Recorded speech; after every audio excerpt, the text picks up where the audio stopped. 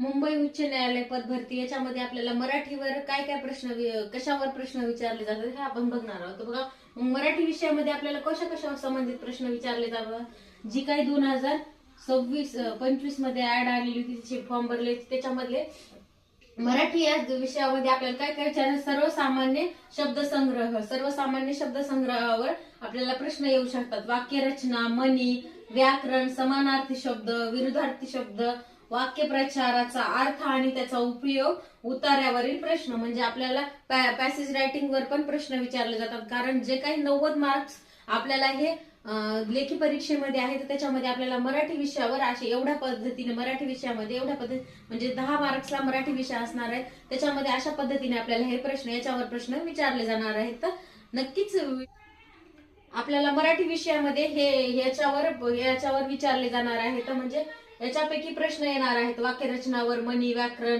समानार्थी